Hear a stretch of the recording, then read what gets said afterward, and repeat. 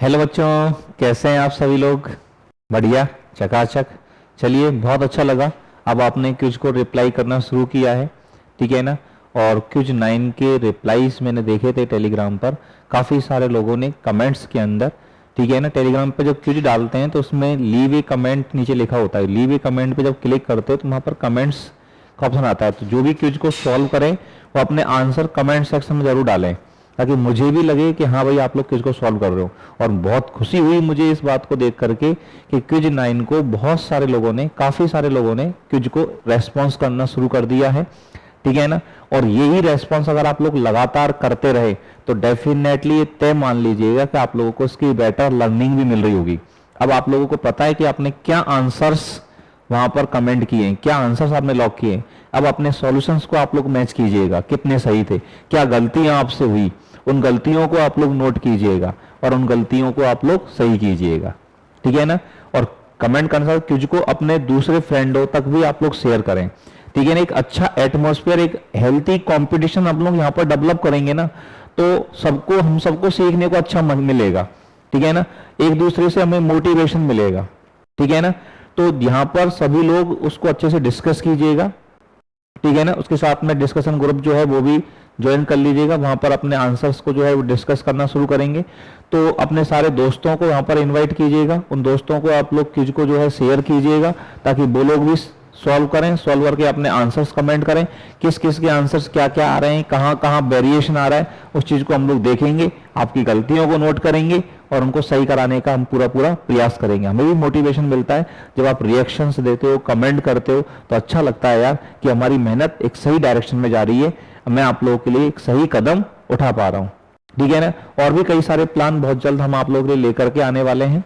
बस आप लोगों का ये जो रूटीन है वो रेगुलर चलना चाहिए। इसलिए अपन ने क्विज का टाइम बिल्कुल फिक्स कर रखा है, सुबह 8 बजे डेली आप लोगों को सॉल्यूशन मिलेगा और अगली क्विज आप लोगों को मिलेगी, ठीक है ना। क्विज 9 का सॉल्यूशन चल रहा है, उधर आपको क्विज 10 अवेलेबल हो जाएगी। जैसे ये वीडियो कंप्लीट होगा, वीडियो के कंप्लीट होते ही टेलीग्राम पर क्विज 10 मिल जाएगी। पहले वीडियो को अच्छे से आप लोग देखिएगा, अपनी गलतियों को सही कीजिएगा, क्विज 9 के सॉल्यूशन को नोट कीजिएगा, इनकी एक अलग से कॉपी बना लो, क्वेश्चंस को नोट करते जाओ, सॉल्यूशंस को नोट करते जाओ, तो एक अच्छा कलेक्शन जो है ना वो अपने पास हो जाएगा।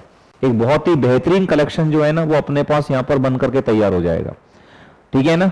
चलिएगा, क्विज 9 का जो सॉल्यूशन है उसको अपन लोग स्टार्ट करते हैं। क्विज 9 में पहला सवाल था, के किस मान के लिए सरल रेखाएं x माइनस 1 बटे माइनस 3 बराबर 2 माइनस वाई बटे 2 के बराबर z माइनस 3 बटे 2 और x माइनस 1 बटे 3 के बराबर y माइनस 5 अपॉन 1 बराबर z माइनस 6 अपॉन माइनस 5 परस्पर लंबवत होंगी। देखिए, दो रेखाओं के लंबवत होने की कंडीशन हमें पता है। मान लीजिए हम जानते हैं कि एक रेखा के, इस रेखा पर इसके जो DRS है, पहली जो लाइन है इसकी DRS A1 B1 C1 है, A1 B1 C1 है, और जो दूसरी लाइन है उसकी DRS A2 B2 C2 है। तो दो लाइनों के DRS A1 B1 C1 और A2 B2 C2 है, तो उनके परपेंडिकुलर होने की कंडीशन हमारे पास होती है A1 A2 plus B1 B2 plus C1 C2 बराबर 0। ये बात हम लोग सब लोग जानते हैं। लेकिन कई सारे बच्चे जो है ना वो रेखा का समीकरण जब दिया होता है तो उससे DRS लिखने में गलती कर जाते हैं। काफी सारे बच्चे क्या कर रहे हैं कि इस रेखा के DRS -3 2 के और 2 ही लिख दे रहे हैं, ठीक है ना। मेरा प्रिंसिपल यहां पर केवल क्वेश्चन का सॉल्यूशन आंसर समझाना नहीं है, उससे रिलेटेड जो कॉन्सेप्ट है ना, उससे रिलेटेड जो बारीकियां हैं, वो सारी चीजें मैं आपको यहां पर एक्सप्लेन करता हूं, ठीक है ना। तो ये 15 मिनट 20 मिनट के माध्यम से एक बहुत ही बेहतरीन तैयारी जो है ना वो आप लोगों को यहां पर मिलती है। तो इसको आप बिल्कुल भी मिस ना करें, इन वीडियोज को भी आप लोग शेयर करते रहें और क्विज को भी आप लोग शेयर करते रहें। तो यहां पर ये गलती नहीं करनी है। रेखा के समीकरण से DRS लिखते समय ये बात हम लोगों को ध्यान रहनी चाहिए कि रेखा के समीकरण में x y z के जो गुणांक है ना वो पॉजिटिवली 1 होने चाहिए। ये कान खोल के अपने दिमाग में बैठा लो। क्या बोला मैंने? रेखा के समीकरण से DRS लिखते समय बटे वाले मान DRS होंगे, लेकिन कब? जब x y z के कोफिशिएंट पॉजिटिवली 1 हो। यहां x का कोफिशिएंट पॉजिटिवली 1 है, लेकिन y का कोफिशिएंट पॉजिटिवली 1 नहीं है। z का कोफिशिएंट पॉजिटिवली 1 है, तो ये y वाले ने गड़बड़ कर दी। तो y का कोफिशिएंट पॉजिटिवली 1 बनाने के लिए माइनस का भाग ऊपर दो, माइनस का भाग नीचे दें। तो ये हमारे पास आएगा x माइनस 1 बटे माइनस 3, बाई माइनस का भाग ऊपर देंगे तो ये बाई माइनस 2 बटे माइनस 2 के आ जाएगा, और ये बराबर आ जाएगा हमारे पास z माइनस 3 बटे 2। अब इसके जो DRS है वो आप -3, -2 के और 2 बोल सकते हैं, मतलब A1 हो गया ये, B1 हो गया ये और C1 हो गया ये। यहां नीचे वाले में कोई लफड़ा नहीं है, यहां x y z के गुणांक पॉजिटिवली 1 है, तो ये आपका A2 हो जाएगा, ये आपका B2 हो जाएगा, ये आपका C2 हो जाएगा। अब दोनों परस्पर लंबवत हैं, तो परस्पर लंबवत की कंडीशन क्या है, A1 A2, A1 A2 -3 किससे गुणा होगा, 3 के से, तो ये आ जाएगा -9 के। B1 B2 -2 के गुणा होगा 1 से, तो माइनस का 2 के। C1 C2 2 गुणा होगा -5 से, तो माइनस का 10 बराबर में 0। अब ये माइनस के 11 के बराबर में जाएंगे, तो 11 के बराबर में रह गया -10, तो k का जो मान हमारे पास आएगा प्यारे बच्चों, वो k की वैल्यू हमारे पास क्या आ जाएगी, -10 बटे 11। तो इस पहले सवाल का जो आंसर हमारा आने वाला है, पहले सवाल का आंसर हमारे पास आने वाला है -10 बटे 11। Is that clear? सच्ची बात। चलिएगा क्वेश्चन नंबर 2 देखें फटाफट से। सरल रेखा x माइनस 2/3 बराबर y -3/4 बराबर z -4/0। दो सरल रेखाएं लंबवत कब होती है, तो मैंने बता ही दिया। दो सरल रेखाओं के समांतर होने पर क्या कंडीशन होती है, दो रेखाओं के समांतर होने पर A1 बटे A2 बराबर B1 बटे B2 बराबर C1 बटे C2 होता है। मतलब संगत दिक् अनुपातों का जो अनुपात है, दिक् अनुपात जो है वो समानुपाती होते हैं। A1 B1 C1 पहली रेखा के DRS हैं और A2 B2 C2 दूसरी रेखा के DRS हैं, तो उन दोनों के समांतर होने पर क्या हो जाता है, A1 बटे A2 बराबर B1 बटे B2 बराबर C1 बटे C2। अब Z अक्ष है, तो Z अक्ष के DRS जो होते हैं ना, वो 0 0 1 होते हैं। Z अक्ष के DRS क्या होते हैं, 0 0 1। Z अक्ष के, अब Z अक्ष के अगर समांतर होता तो 3 बटे 0 बराबर 4 बटे 0 बराबर 0 बटे 1 आना चाहिए था, जो कि यहां पर नहीं है, जो कि यहां पर नहीं है मामला। तो ये मामला, तो ये ऑप्शन गलत है। Z अक्ष के अगर लंबवत है तो Z अक्ष के DRS हैं 0 0 1, तो लंबवत की कंडीशन को सेटिस्फाई कर रहे हैं कि A1 A2 0 हो रहा है, B1 B2 0 हो रहा है, C1 C2 0 हो रहा है, बराबर 0 आ रहा है। मतलब Z अक्ष के लंबवत की कंडीशन को फुलफिल कर रहे हैं, Z अक्ष के लंबवत की जो कंडीशन है उसको फुलफिल कर रहे हैं, तो ये ऑप्शन सही है। ZX तल के समांतर, कोई भी रेखा ZX तल के समांतर है, मतलब Y के लंबवत, Y अक्ष के लंबवत। कोई भी रेखा Z अक्ष तल के समांतर कब होगी, जब उसके लंबवत रेखा के लंबवत हो जाए। अब मान लो ये ZX तल है, बोर्ड जो है, तो इसके समांतर है, तो Z अक्ष के इस समतल के जो लंबवत रेखा है वो इस रेखा के लंबवत रेखा हो जाएगी। तो इस ZX तल की लंबवत कौन होगी, Y अक्ष। तो Y अक्ष इसके लंबवत है क्या, Y के दिक् अनुपात होते हैं 0 1 0, तो 0 4, ये 0 नहीं आएगा, तो ये गलत ऑप्शन है। YZ तल के समांतर होने का मतलब है X अक्ष के लंबवत, तो X अक्ष के लंबवत की कंडीशन को भी फुलफिल नहीं करेगा, तो ये ऑप्शन भी गलत है। तो ये जो सरल रेखा यहां दे रखी है x माइनस 2/3 बराबर y माइनस 3/4 बराबर z माइनस 4/0, ये सरल रेखा Z अक्ष के क्या है, लंबवत। कैसे पता लगाई अपन ने, कॉन्सेप्ट क्लियर हो गया सब लोगों को, ठीक है ना। कई सारे कॉन्सेप्ट आप लोग यहाँ पर क्लियर हो गए, इन कॉन्सेप्टों को नोट करते जाओ, अपने आप शॉर्ट नोट्स बनते चले जाएंगे आप लोगों के पास, ठीक है ना। इन सारे कॉन्सेप्ट को क्या करते चले जाओ, नोट करते चले जाओ, हमारे पास शॉर्ट नोट्स बन करके तैयार हो जाएंगे। सही है ना बात, इज दैट क्लियर? चलिएगा बात नेक्स्ट अपन देखें, क्वेश्चन नंबर 3 को देखें। एक शंकु, बेलन तथा अर्धगोलार्ध की ऊंचाई बराबर है।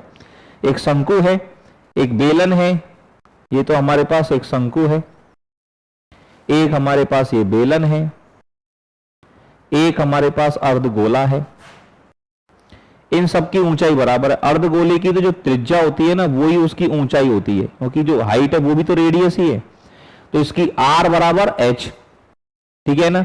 अब सबकी रेडियस समान है, उनकी त्रिज्या 2 3 1 के अनुपात में है, मतलब इसकी त्रिज्या r है तो इसकी त्रिज्या 3r है, इसकी त्रिज्या 2r है, इसकी त्रिज्या 2r है। अब ऊंचाई सबकी बराबर है, इसकी ऊंचाई कितनी है r, तो इसकी ऊंचाई भी r, इसकी ऊंचाई भी r। इसकी ऊंचाई r क्यों हुई, क्योंकि अर्धगोले में ऊंचाई त्रिज्या के बराबर हो जाती है। अब जो इसकी ऊंचाई है वही इसकी ऊंचाई, वही इसकी ऊंचाई, ठीक है ना। अब इन सबके आयतन क्या क्या होते हैं, आयतनों के सूत्र क्या होते हैं, आयतनों का अनुपात चाहिए अपन को, तो अपन को चाहिए आयतनों का अनुपात, हमको चाहिए आयतनों का अनुपात। तो आयतनों का अनुपात क्या होगा साहब, इसका आयतन निकालने का सूत्र क्या होता है, शंकु का आयतन होता है 1/3 पाई आर स्क्वायर एच, बेलन का आयतन होता है पाई आर स्क्वायर एच, और इसका होता है 2/3 पाई आर क्यूब। अर्धगोला, पूरे गोले का आयतन होता है 4/3 पाई आर क्यूब, उसका आधा। तो यहां 1/3, यहां क्या मामला आएगा उसको जरा देखें। यहां मामला आएगा 1/3 पाई। अब r का मान तो है 2r और h का मान है r, तो r का स्क्वायर, इसको 4r स्क्वायर इंटू r, तो 4r क्यूब हो जाएगा ये, ठीक है। पाई, यहाँ r का मतलब है 3r, तो ये हो गया 9r स्क्वायर, और इंटू में h, तो ये 9r क्यूब हो जाएगा। ये मामला हो जाएगा 2/3 पाई r क्यूब, ठीक है। अब पाई तो सब में से खो जाएगी, पाई को तो सब में से उड़ा दो, कोई मतलब नहीं है। r क्यूब को भी उड़ा दो, सब में से कोई मतलब नहीं है, ठीक है ना। अब ये 3 से गुणा करना पड़ेगा, 3 से गुणा करेंगे अटे बटे, तो 4, ये आ जाएगा 27 और ये आ जाएगा 2, 4:27:2। तो इनके आयतनों का जो अनुपात निकल करके आ रहा है, तो उनके आयतनों का अनुपात हमारे पास आ जाएगा प्यारे बच्चों 4:27:2। तो अगर एक शंकु है, एक बेलन है और एक अर्धगोला है, और उनकी ऊंचाई बराबर है, उनकी त्रिज्याएं 2:3:1 के अनुपात में है, तो उनके आयतनों का जो अनुपात होगा वो क्या होगा, 4:27:2। क्लियर बात सब लोगों को, ये बात अच्छे से समझ में आ गई, दैट्स क्लियर। चलिएगा, बहुत अच्छी बात। नेक्स्ट अपन लोग आगे बढ़े। वृत्त x² + y² बराबर 4 और रेखा x + y बराबर 2 से घिरे छोटे भाग का क्षेत्रफल है। आपको यहां पर क्या दिया गया है, एक वृत्त दिया गया है x² + y² बराबर 4, रेखा दे रखी है x + y बराबर 2 से घिरे छोटे भाग का क्षेत्रफल। देखो ये जो सर्किल बना हुआ है यहां पर, ये सर्किल एक ऐसा सर्किल है। अब देखो ये एरिया अंडर द कर्व का क्वेश्चन है, ध्यान से समझना, वो आपने अटेम्प्ट कैसे किया था और करना कैसे। सर्किल है, इसका सेंटर 0,0 है और रेडियस 2 है। रेडियस कितनी है इसकी, 2। ये एक ऐसा सर्किल है जिसका सेंटर 0, 0 है और रेडियस r बराबर 2 है। मतलब क्या हो जाएगा भैया, मतलब ये हो जाएगा कि ये जो पॉइंट है ना, ये 2,0 है, ये पॉइंट 0,2 है, ये त्रिज्या ही तो है, ये लंबाई त्रिज्या है, ये लंबाई भी त्रिज्या है। बोलो सच्ची बात। अब ये सरल रेखा दे रखी है x + y बराबर 2। रेखा का ग्राफ बनाने के लिए रेखा देखो, इसमें x का मान 0 लगाओगे, y का मान 2 आएगा, y का मान 0 लगाओगे, x का मान 2 आएगा, तो 1.0,2 होगा, 1.2,0 होगा। मतलब ये लाइन ऐसे बनेगी, ये लाइन ऐसे बनेगी। अब वृत्त और रेखा के मध्य छोटा भाग कौन सा हो गया, वृत्त और रेखा के मध्य छोटा भाग ये हो गया। इसका क्षेत्रफल अपन को निकालना है, ठीक है भाई। तो अब सोचना ये है कि ये एरिया निकलेगा कैसे। तो यहां ध्यान दो, ये जो हिस्सा है ना, ये सर्किल का 1/4 पेरीमीटर है, ये सर्किल का 1/4 एरिया है। ये बात आपको समझ में आ रही है। और सर्किल की रेडियस 2 है, तो सर्किल का एरिया हो जाएगा पाई r², बोले तो 4 पाई। सर्किल का पूरा एरिया 4 पाई है, तो ये जो एरिया है, ये जो मैंने शेड किया, ये एरिया हो जाएगा इसका 1/4 पाई। अब इसमें से अपन ये वाला एरिया छांटें, ये जो एरिया है ये वाला, ये एरिया ट्राइंगल का एरिया है और इसका आधार 2 है, ऊंचाई 2 है, तो इसका क्षेत्रफल आएगा 1/2 आधार गुणा ऊंचाई। आधार 2 ऊंचाई 2, तो ये आएगा हमारे पास 2। तो ये टोटल पाई है और ये 2 है, तो ये पाई में से 2 कम कर दो तो छायांकित हिस्सा है वो बच जाएगा। तो अपने पास जो एरिया आ जाएगा, अपने पास जो आंसर आ जाएगा वो पाई माइनस 2 आ जाएगा सीधे सीधे। बताओ बात समझ में आई कि नहीं आई? कितनी जल्दी अपन ने आंसर को पकड़ा। ठीक है ना, इस तरह की ट्रिक्स, इस तरह की ज्योमेट्री से अपन को आंसर। अब तुम फंस जाओ इसमें इंटीग्रेशन को लेकर के, अरे साहब ये तो एरिया अंडर द कर्व का क्वेश्चन है और हम फलाना फलाना करके डिमकाना डिमकाना करके और चीजों सवाल को इतना बड़ा कर दिया, तो बहुत सारे बच्चे रेस में अपन से आगे निकल जाएंगे यार। वो काम अपन को नहीं करना है, समझे? ठीक है, चलो अगला सवाल देखें। यदि घटनाएं कैपिटल ए और कैपिटल बी इस प्रकार से हैं कि पी ए यूनियन बी का मान कितना है 3/4, पी ए इंटरसेक्शन बी कितना है 1/4, पी ए बार का मान कितना है 2/3। अब पी ए बार का मान 2/3 है, मतलब पी ए का मान कितना हो गया? पी ए का मान 1/3। घटना ए के घटित नहीं होने की प्रायिकता, इसको 1 में से घटा दो तो घटित होने की प्रायिकता आ जाएगी। अब पी ए पता है, अब पी ए इसका सूत्र क्या होता है? इसका सूत्र होता है P A plus P B minus P A intersection B, ये इसका फॉर्मूला होता है। पी ए का मान 1/3 है, पी ए इंटरसेक्शन बी 1/4 है, इनको घटाएंगे, ठीक है ना, तो कितना आ जाएगा? तो पी बी का मान कितना आ जाएगा? पी बी का मान आ जाएगा मेरे पास 3/4, उधर माइनस में 1/3 जाएगा, प्लस में 1/4 जाएगा, एलसीएम इनका 12 आएगा, 3 9 माइनस के 4 हो जाएगा और प्लस के 3 हो जाएगा, 4 का भाग दिया, 9 और 3 12 में से 4 गए तो यह आएगा 8/12, बोले तो 2/3, पीवी का मान 2/3 आ गया। अब P A bar intersection B किसको दिखाता है? ये ए बार, देखो इनके फॉर्मूले बनाना सीखो। ए बार ये एक घटना ए होती है, ये घटना बी होती है, ये यूनियन को दिखाता है, ठीक है ना, ये सैंपल स्पेस को दर्शाता है एक तरह से। ये इवेंट ए हो गई, ये इवेंट बी हो गई। ए बार मतलब ए के बाहर, ए के बाहर, इंटरसेक्शन मतलब एंड को दिखाता है, बी के अंदर, ए के बाहर बी के अंदर कौन सा हिस्सा है मेरे दोस्त? ए के बाहर बी के अंदर ये हिस्सा है। अब ये कैसे आएगा? ये बी वाले जो गोला है इसमें से जो कॉमन हिस्सा है इसको अगर हटा दिया जाए, पी ए इंटरसेक्शन बी को हटा दिया जाए तो P A bar intersection B आ जाएगा कि नहीं आ जाएगा? बोलो बात समझ में आई कि नहीं आई? अच्छे से सुंदर तरीके से। तो यहां बी की प्रायिकता कितनी है? बी की प्रायिकता है 2/3 और इसमें से ए इंटरसेक्शन बी की प्रायिकता हटा दें। ए इंटरसेक्शन बी की प्रायिकता कहां है? 1/4, इसको अपन ने हटा दिया, एलसीएम आ गया 12, 3 का भाग 12 में दिया, 4 बार गया, 4 दूनी 8, 4 तिया 12, तो 8 में से 3 गए 5, तो ये आंसर आ गया 5/12। तो ये आंसर हमारे पास आ जाएगा 5/12। बोलो बात समझ में आई कि नहीं आई? यस और no? Is that clear to everyone? क्या ये बातें सभी लोगों को अच्छे से समझ में आ गई माय डियर? ठीक है, तो ये हमारे पास आंसर है, ठीक है। ये क्विज थी, इनको रेगुलरली अच्छे से सॉल्व करो, क्विजों को अपने फ्रेंड्स के साथ शेयर करो और क्विज के जैसे टेलीग्राम पर क्विज मिलती है तो लीव ए कमेंट में क्विज का आंसर्स जो है वो कमेंट जरूर करो।